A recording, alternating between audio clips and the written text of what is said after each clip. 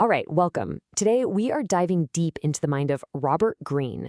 We're going to break down his incredible advice on how to find your real self and, maybe shock a few people along the way. Let's get right into it. So, Robert Greene doesn't mess around. He comes right out of the gate with this really direct diagnosis. He says, "You've lost touch with who you are." Wow. It's this powerful idea, right?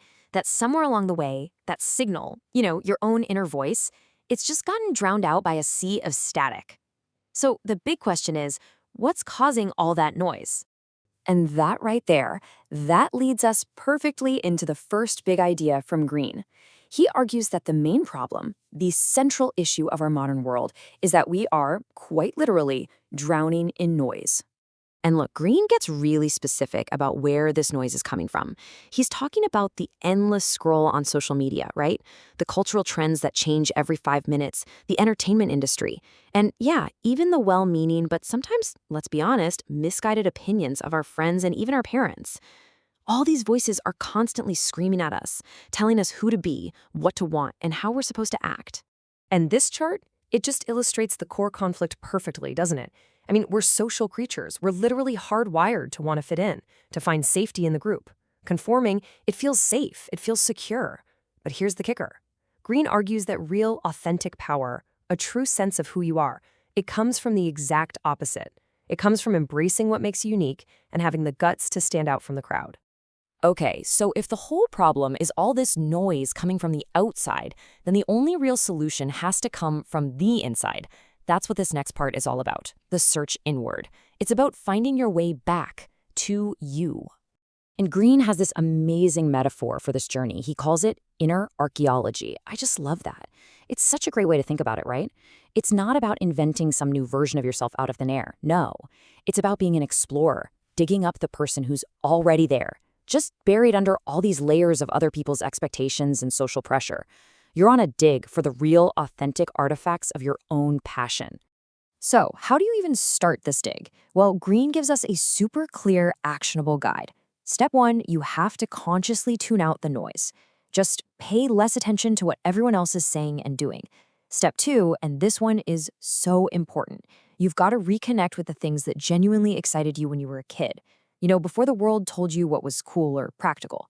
And finally, you have to see this whole thing as a fun adventure, not some boring chore.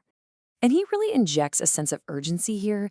He warns that if you just kind of float along, time is going to slip right through your fingers. He puts it so bluntly. Those years in your 20s, they go by faster than you think. Man, if that's not a powerful call to action to get started now, I don't know what is. Okay, get ready for this next one because it's a bit counterintuitive, but it's absolutely central to Greene's whole philosophy. He says that you shouldn't just put up with opposition, with resistance, or even with enemies. No, he says you actually need them. You need them to become the person you were always meant to be. Just look at this comparison. It's so clear. An easy life, right, where nobody challenges you, everything's smooth sailing, that leads to stagnation. It turns you into, and this is his word, mush. But a life of resistance, a life where you're pushing against something, overcoming hurdles, that is what forges real strength, real evolution, and that rock-solid self-confidence we're all after. And listen, this isn't just some abstract theory. Muhammad Ali himself said it. He said his own greatness was tied directly to his nemesis, Joe Frazier. It was Frazier's opposition that pushed Ali to a whole new level of skill and determination, a level he admits he never would have reached by himself. Think about that. Your greatest rival can actually be your greatest teacher. We even see this idea pop up in our modern myths, right? I mean, when the Joker tells Batman, you complete me, that's not just a cool line for a movie. It's a deep, profound truth. Without a great villain, how do you even define the hero? Opposition is what gives us our shape. It gives us definition. It gives us purpose. So here's the bottom line. It's a choice. It's always a choice.